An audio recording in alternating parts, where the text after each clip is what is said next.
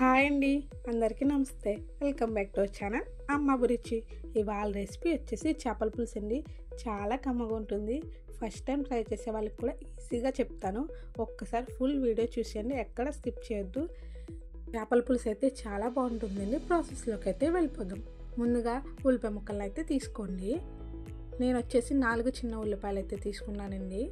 అందులో ఒక పూర్తి వెల్లుల్లిపాయ, 1 స్పూన్ జీలకర్ర, 1/2 స్పూన్ మెంతులు వేసుకోండి. అంతేనండి, ఇంకే గరం మసాలా ఐటమ్స్ వేయనవసరం లేదు. ఇవి వేస్తే సరిపోతుంది. అలాగే చేప ముక్కలను బాగా క్లీన్గా వాష్ చేసి కడుక్కోవాలి. ఇందులోకి చింతపండును కూడా నానబెట్టుకోండి. ఇది వచ్చేసి పెద్ద నిమ్మ సైజు అంత చింతపండు అండి. ఇప్పుడు మసాలాను అయితే మెత్తగా మిక్సీ పట్టేయండి. కావాలంటే రోట్లో రుబ్బుకున్నా పర్లేదండి, మీకు ఎలా వీలవుతే అలా చేయండి. ఇప్పుడు స్టవ్ మీద గిన్నె పెట్టి ఆయిల్ వేయండి. ఆయిల్ వచ్చేసి 3 టేబుల్ స్పూన్ ఆయిల్ అయితే వేసుకోండి. కొంచెం ఆయిల్ ఎక్కువే పడుతుంది. ఆయిల్ వేడెక్కాక ఇందులో పచ్చిమిర్చిని అయితే చిన్న చిన్న ఘాట్లు పెట్టుకుని వేసుకోవాలండి. చేపల పులుసుకి పచ్చిమిర్చి టేస్ట్ ఉంటుంది కాబట్టి చూసుకుని అయితే వేసుకోండి, మీ స్పైసీకి తగ్గట్టు. పచ్చిమిరకాయలు కూడా వేగాక ఇందులోనే ముందుగా మిక్సీ పట్టిన ఉల్లిపాయ పేస్ట్ని కూడా వేసేసుకోండి. పేస్ట్ అంతా పచ్చివాసన అంతా పోవాలండి. అలా వేగేంత వరకు వేపుకోవాలి. మంట అనేది బాగా లో ఫ్లేమ్లో పెట్టుకుని వేపుకోండి. మసాలా అనేది అస్సలు మాడకూడదు. మసాలా మాడిపోతే టేస్ట్ మారిపోతుందండి చేపల పులుసుది. అందుకని చూసుకుంటూ వేపుకోండి. ఇందులో ఇంకేం మసాలా వేయనవసరం లేదండి. జీలకర్ర, వెల్లుల్లిపాయ, కొన్ని మెంతులు వేస్తే సరిపోతుంది. బాగా ఈ మసాలా అంతా వేగిపోవాలండి. నాకు వచ్చేసి ఒక 7 నుంచి 8 నిమిషాలు పట్టిందండి వేగడానికి. చూసారా, వీడియోలో చూపించినట్టు వేగింది అనుకున్న తర్వాత చేప ముక్కలను అయితే వేసేసుకోండి. చేప ముక్కలు వేసేసాక మొత్తం ఒకసారి కదుపుకోండి. దీంట్లో గరిట అయితే అస్సలు పెట్టకండి. ఇంకా గరిట లేకుండానే కలుపుకోవాలండి.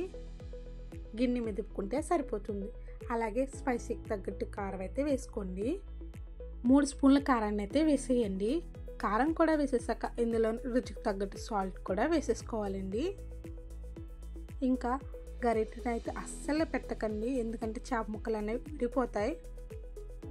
గిన్నెనే ఒకసారి మెదుపుకుంటే సరిపోతుంది.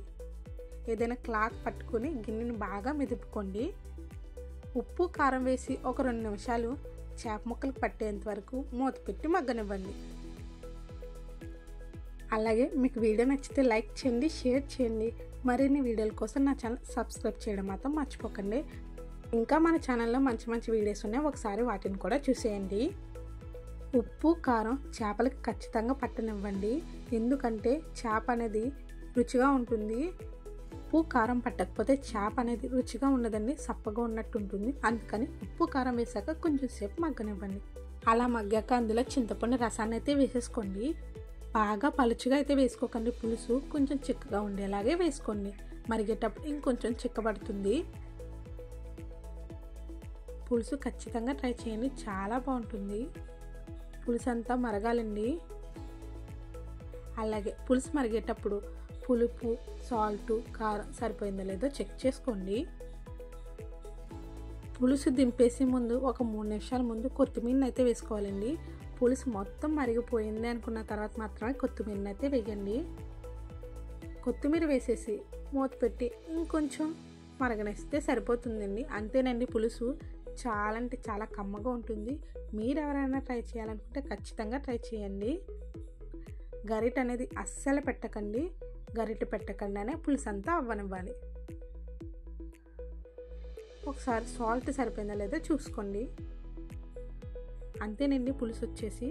మీకు గనక వీడియో నచ్చితే ఖచ్చితంగా నా ఛానల్ సబ్స్క్రైబ్ చేయండి. అలాగే మన ఛానల్లో ఉన్న ఇంకా మంచి మంచి వీడియోస్ని కూడా చూసేయండి. అలాగే మీరు కూడా ట్రై చేసి మీకు ఎలా వచ్చిందో కూడా నాకు కామెంట్ చేయడం మాత్రం మర్చిపోకండి. Thanks for watching.